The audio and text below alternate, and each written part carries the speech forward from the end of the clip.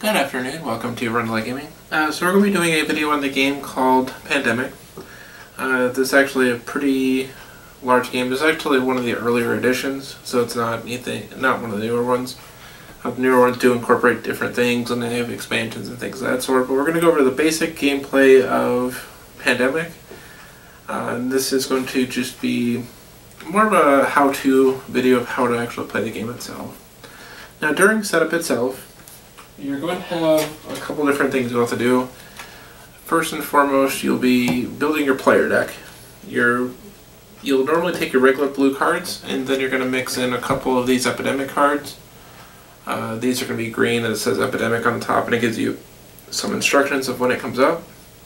But basically, you're going to separate this pile here into 5 different stacks, put an epidemic in each of those stacks, and then shuffle each of those stacks, and just put them back on with each of those stacks. And the goal of that is to make it so that every 1/5 of your deck there is one of these epidemics.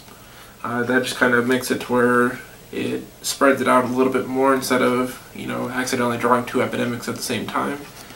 Though that could still possibly occur, it's very unlikely because let's say if your top 1/5 of the deck has the epidemic on the very bottom and the second 1/5 of the deck has a one right on top, there's a chance that it could draw both. But usually speaking, it doesn't really occur that often. I might have seen it one time that it actually did occur, but out of many games of play. We're going to go over more in depth of Epidemic once we kind of give you a little bit of a demonstration of how the game itself plays. But we're going to go over the setup itself. So that is this deck here. As I said, you split up the deck itself by 5. Put 1 epidemic in each, shuffle each of those decks, and then just stack each of those different stacks on top. Afterwards, we're going to have to figure out what our starting board looks like. You're going to draw 3 cards from the top, and those will each have 3. So in this case, Beijing, in this case, Bangkok, and then Delhi. So those are the 3 that start out with 3 cubes. The ones that start out with 2 is Hong Kong, which will have 2. Essen will have 2, Johannesburg will have 2. Then the ones that have 1, you have Taipei, is 1, Khartoum, which is in Sudan, 1, and then Chicago, which would be 1. These then all go to your discard pile.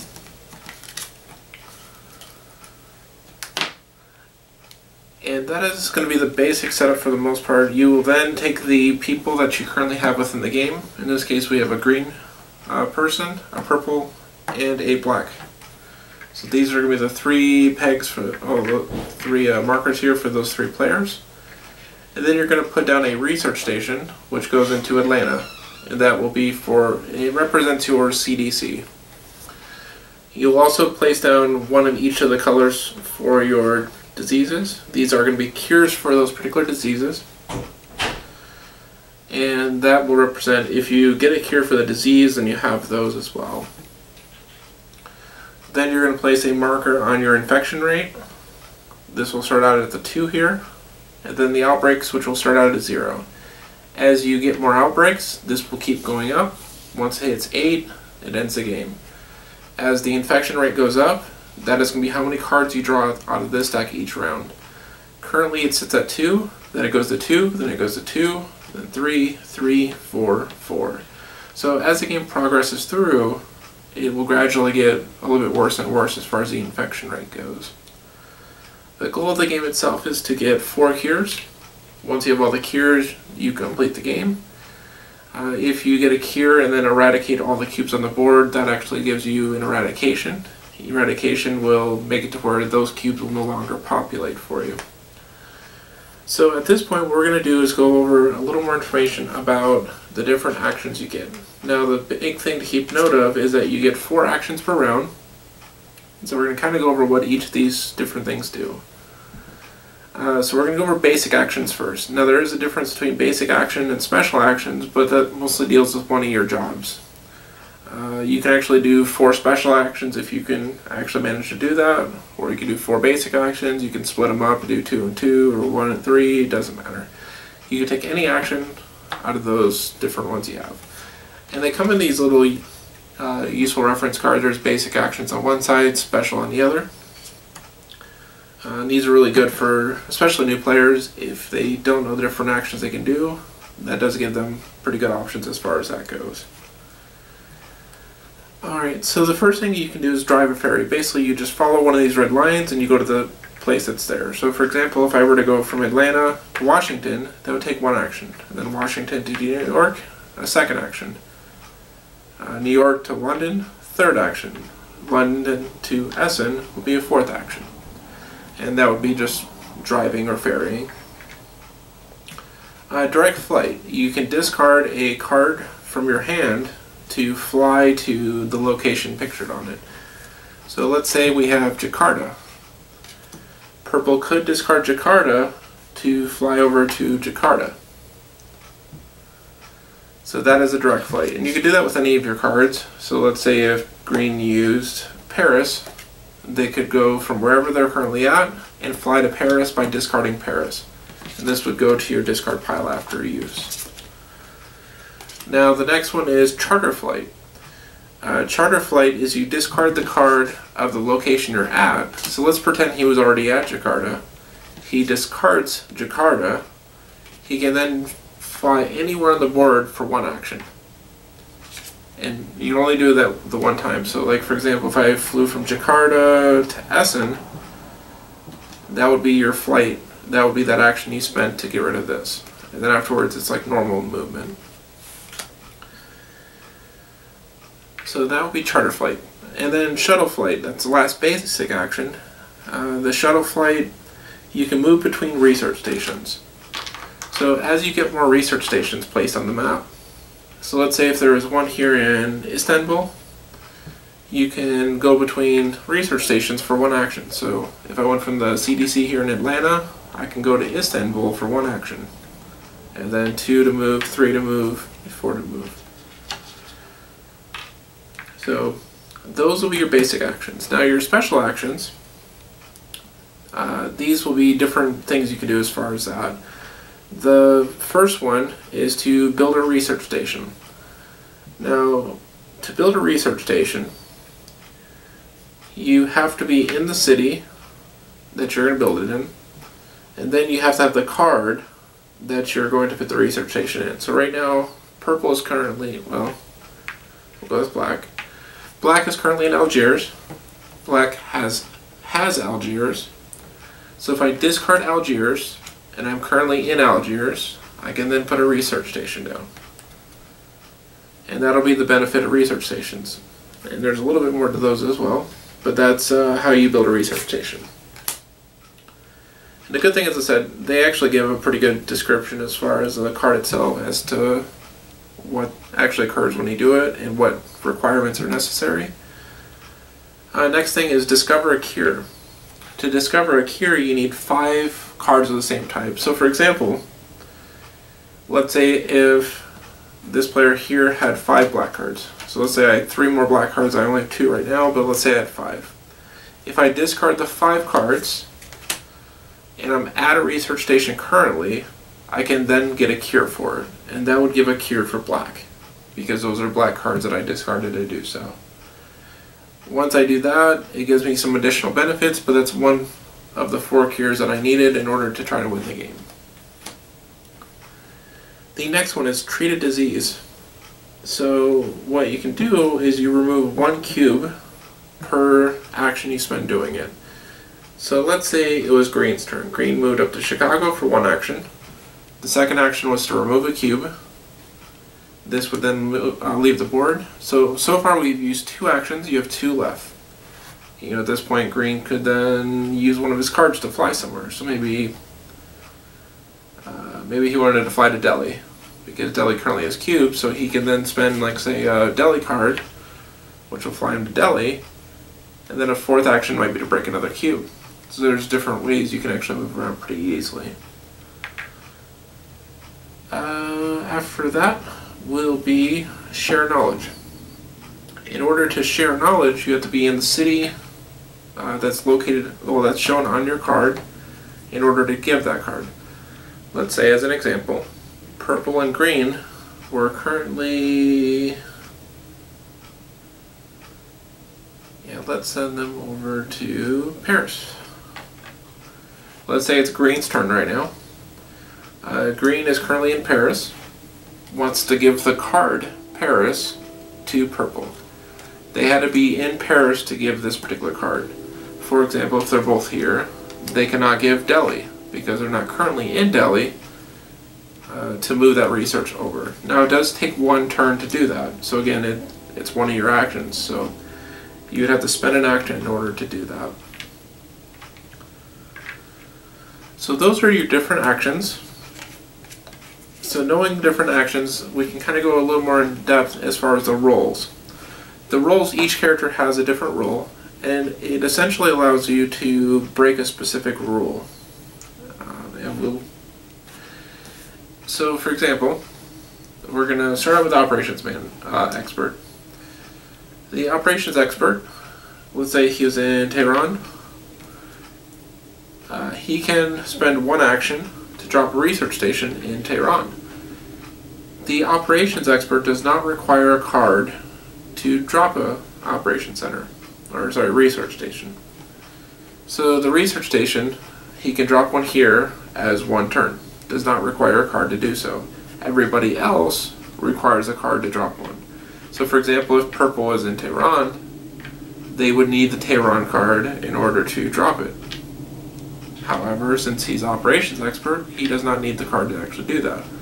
So he's a little bit more effective at dropping research stations, which then allows you to charter flight around because you can move between research stations very effectively. And then that's the Operation Expert. Now we have the Researcher.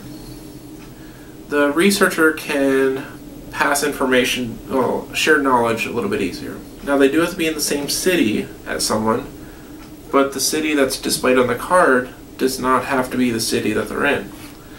So for example, the Researcher can give Algiers to either of these other two people because he's in the same city as them. However, they don't need to be in Algiers for the Researcher to give that research. Now the Researcher cannot receive information that way, but he can give away information. So he's really good at setting up other people to hopefully get a cure a little bit quicker. Let's say the Researcher started this game, he could spend 2 actions to give Mumbai and Algiers to Green. Now Green currently has 3 cards of black. It makes him a little bit closer to actually getting a cure.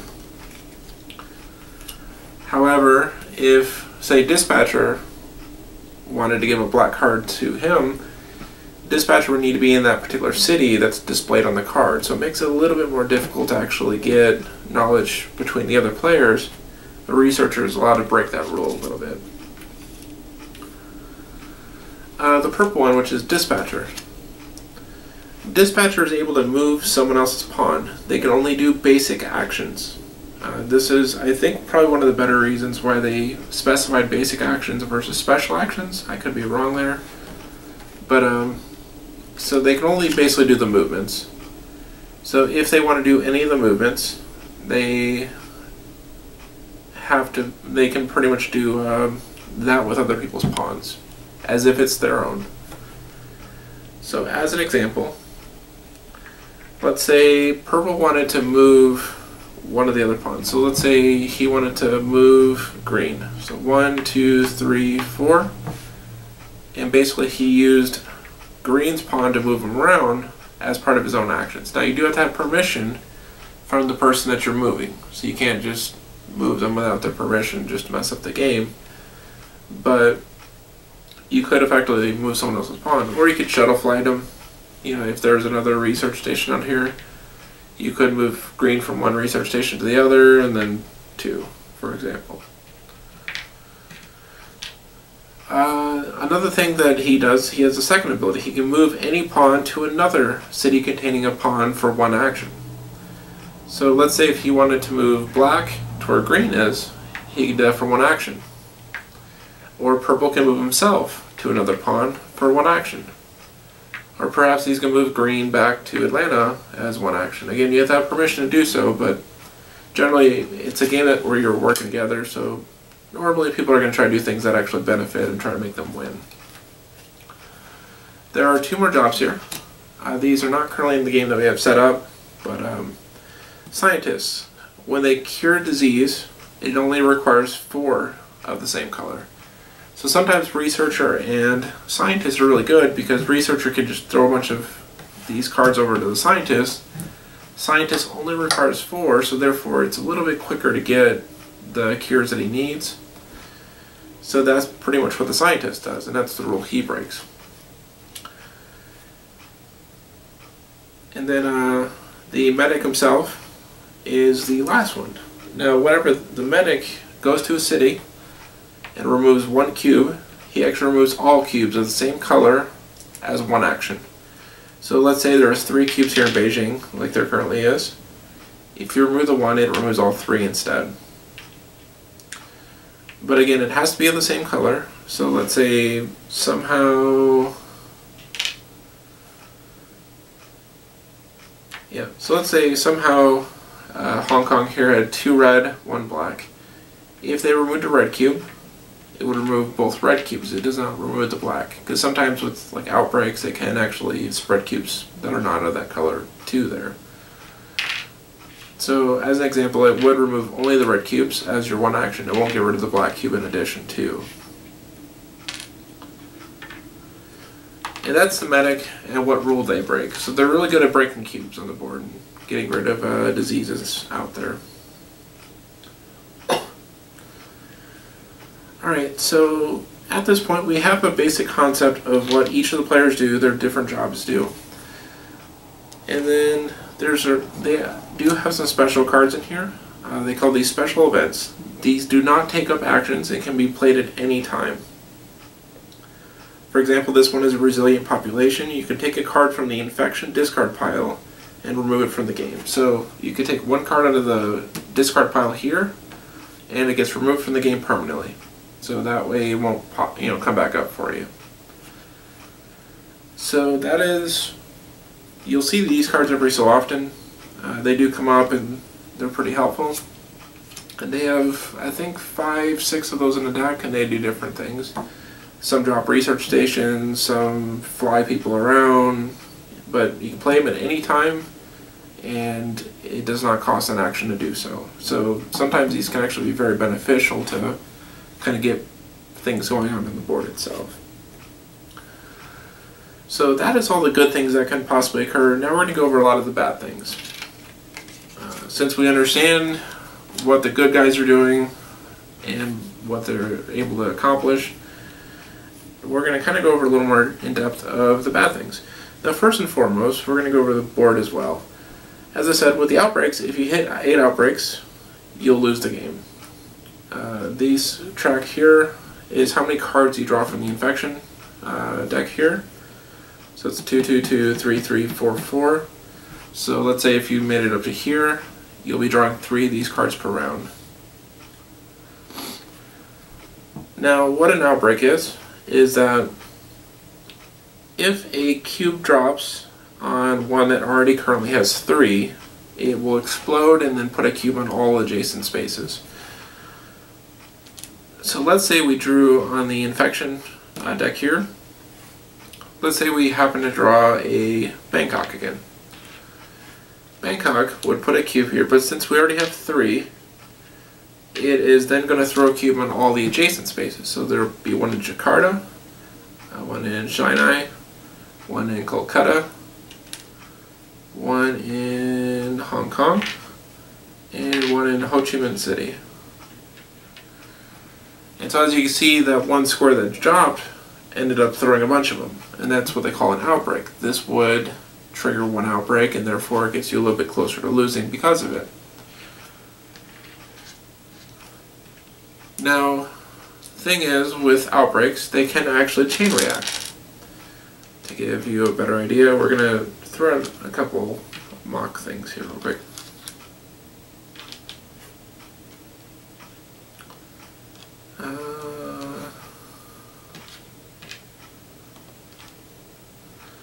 Alright, let's just say there's a little bit of a mess going on here. So, right now we currently have Istanbul and Baghdad at 3, Istanbul at 3, and then Cairo at 2. Now what's going to happen is if Istanbul were to have triggered, let's say we drew Istanbul, it would then outbreak here. This would then throw cubes everywhere around it.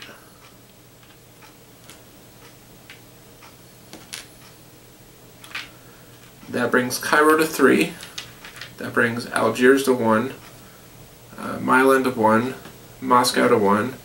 And then Baghdad. Baghdad goes up to 4 now because of the 3 cubes that were currently on there. Now Baghdad is also going to explode. So at this point it's going to put another one that's adjacent to everything. Now it cannot throw another cube with one that's already exploded. Now usually we keep the cube on the top more so for personal reference. If it's already exploded, then it cannot explode again. So, you know, like these two aren't going to chain reaction back and forth. After it's already busted once, it cannot bust again during that turn. So the 4th cube did hit Cairo, so now that's going to explode as well. And at this point, it's going to go to all the remaining spots that are adjacent. So what started as 3 cubes here, 3 cubes here, 2 cubes here, you now have 1, 2, 1, 1, 1, 1, 2, so it's just cubes all over the place. The thing is too, that also chain reacted 3 times, so this would actually bring that up 1, 2, 3. And that was a lot of stuff in one round, because that was just drawing one card. Let's say that was either Istanbul or Baghdad, because they were both at 3 at the start. One chain reacted into the other, and that caused an explosion, and chain reacted into the other, it exploded, which eventually led to another explosion here. It's a really bad scenario. And sometimes that does occur, because we're going to go over a few more different little rule things, and you'll see why that actually does come up a little more often than you think, because there are some neat mechanics in the game itself. And that's pretty much what an outbreak is. And as I said, if that goes up to 8 outbreaks, the players do lose. If you ever run out of cubes, which in this particular scenario I think they would have actually ran out of cubes because of the different outbreaks that occurred there. But if you ever run out of cubes of a single color, you also lose the game because there are no more cubes actually to put down. You're obviously not fighting the disease well enough, and so the players again lose.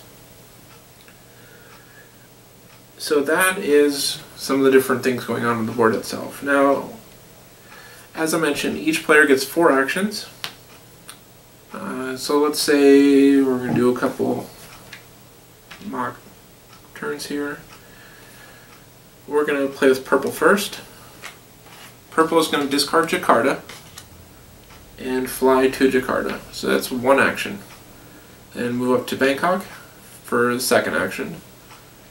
Break a cube for the 3rd action. And let's say he wants to kind of get someone up here to Delhi. So what he's going to do is move, since he's the dispatcher, he can move 1 pawn to another pawn. So he's going to move the researcher for 1 action to himself. So in this case, he basically set up another player to get closer to where they can actually do some kind of damage here to, you know, all the cubes. So at this point, that was 1 turn by the dispatcher. At this point, they're going to draw 2 cards from the top. They drew Buenos Aires, and they drew another special card, which is actually going to be really useful. This one is Forecast. You can examine the top 6 cards of the infection draw pile and rearrange them in any order of your choice, then place them back on the pile. You do not have to use this as soon as you draw it. What you can do is you can hold on to it. And then when you hold on to it, that might be beneficial for later if you know, something occurs where you need to see the top 6 cards of the deck before they get drawn. And then you can actually rearrange them so that way you don't run into a problem that you want to avoid. So that is currently what he has. Now your max hand size is 7 cards, so you cannot go above 7 cards. Now it goes to black. Oh, sorry. Then we have the infection, because we drew 2 here. Now we're going to draw 2 here. We're going to put 1 cube in Shanghai. We're we're going to put 1 cube in Mumbai.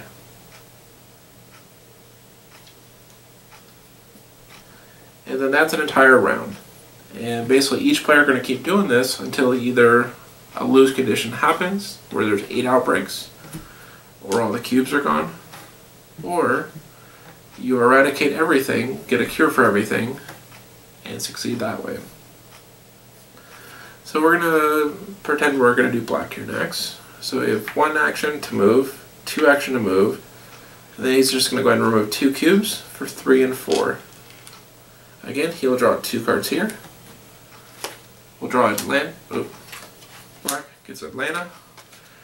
And now the last thing to talk about is we have these cards called epidemics. As I mentioned, we put 5 of those in this deck earlier. And at this point, we already drew one. With the epidemic, you're going to move this particular marker here, 1 space up. And then the infect, you're going to draw the bottom card of the deck. This automatically goes to 3 cubes. In this case, it was Tokyo.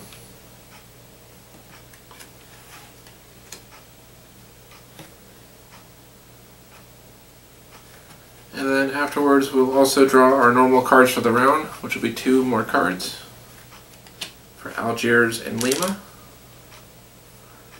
So Algiers and Lima. Then at this point, the discard pile that we have, which is not very big so far, is going to be shuffled a good bit here. And then you put it on top of the deck. You do not shuffle it into the deck, you put it on top of it. Now the reason this is an interesting mechanic is, you know, all the bad stuff you see on the board right now, all that's right here on the top. So we know at this point, everything that has been drawn so far are going to be all of our next cards. So now Beijing and Tokyo here are going to be huge priorities to get done ASAP, because you want to make sure that you get over there and do not get another one of those. So let's say, so now we have the operations manager. He's currently trying to decipher what he's going to do. So he's going to discard Hong Kong to fly to Hong Kong for 1 action, move up to Shanghai for 2 action, Beijing for the 3rd action, move 1 cube for the 4th action. Now they're going to do the same thing again. They're going to draw 2 cards. This is another special card, One Quiet Night. This allows the player to not have to draw any infection cards for this particular round. And we can hold on to that. Now this may be a little risky, because if Tokyo is one of the next 2 cards, it will actually do some damage. Not a lot, but it will do some. The 2 that we drew was Mumbai and Shanghai. So Mumbai and Shanghai. And that's going to be actually the majority of the game itself. And as I said, it's going to keep going like this until the game itself ends. You do want to do as much stuff as you can to cooperate with others. As you can see, there's not very many red cubes left. There's quite a few black, blue, yellow. So this is something you're going to have to keep watch on as well, because as I said, if all these cubes disappear, the game is going to end because you don't have any cubes left. So it doesn't necessarily have to be the outbreaks that kill you, but it could also just be the fact that you ran out of cubes of a particular color, because if any of this explodes, a lot of these cubes are just going to vanish really quickly. Because let's say if the next turn ended, you know, this wasn't going to be too bad. 2 yellow ones, so that's fine. Then you have like Hong Kong and Essen. And then Beijing, Delhi. Bangkok, Chicago. So like in this particular scenario, there's going to be several turns before like Tokyo would have showed up. But let's say if that was one of the next cards, and if that would have shown up, it would have thrown cubes all over the place, which then makes your problems over here a lot worse.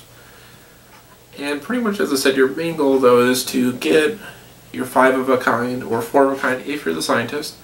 If you're not the scientist, then it's 5 of a kind, and get it over to a research station. get the cure for it, and then that helps with it. The last thing I'm going to explain is the cure itself, because we haven't actually went over the cure yet. Now the cure, when you have it, let's say if I had the red cure, you become pretty much the medic if you're not the medic. So as an example, the purple here, if he were to take one cube, removes all cubes as long as you have the red cure. If you are the medic, then if he goes into the city, he automatically does the cure. He does not actually spend his turn to do so. So for example, he's in Ho Chi Minh City, he were to move to Hong Kong, there's currently a cure, so he'll actually break these cubes without using his turn to do so. He move again, he breaks the cure. So he's only moved twice, he's not spent any actions on taking cubes, as long as there's a cure for it. So it does make that part a lot quicker, because now they're breaking cubes much faster because you have the cure. Let's say you do have the cure and you were to have removed all the red cubes. If you manage to remove all the cubes of that color that you have a cure for, then it's eradicated completely. What eradicated means is that if it were to come up and you were to draw, like in this case Tokyo, which was the one I was looking for, you would drop one on Algiers, you will not drop any on Tokyo because you do have it eradicated, and like in this case there's no cubes left, and you had a cure on it. So the red cube will not populate on Tokyo, it'll just be on Algiers. So it does help thin out the deck here, because later game, when you're drawing 4 cards around, you're going to be throwing down a lot more viruses. If you haven't succeeded in taking out 1 or 2 of these already, you're not going to win the game. It's just kind of how it goes. So that is the game of Pandemic. I hope you've enjoyed watching. There will be more videos in the near future, but this is just a demonstration of how to play Pandemic. It's a really fun game, as I mentioned, for people that are not very familiar with board games in general. It's a very good intro game to it. I kind of rate it up there with, like, say, Ticket to Ride or Trains or something else that's very simple to play and easy to learn. But this is more of a, you can kind of calculate different things that come out. There are small random elements, but for the most part you can actually plan for a lot of stuff that's going to occur. Because let's say if you get an epidemic and there's only, say, 6 cards that are currently in your discard pile, you know that Hong Kong, Essen, Johannesburg, Carcassonne, Mumbai, and Shanghai are all going to the top. These are shuffled, but again, you know that those 6 cards are going to be your next 6 cards, so you might want to plan for dealing with any of those that are set at 3 right now. So, as I said, it's a very simple game, and we're going to definitely have some more videos in the near future, so definitely watch for them if you've enjoyed this video. Like and comment on it. Otherwise, thank you for watching Rundlii Gaming, and you have a good day.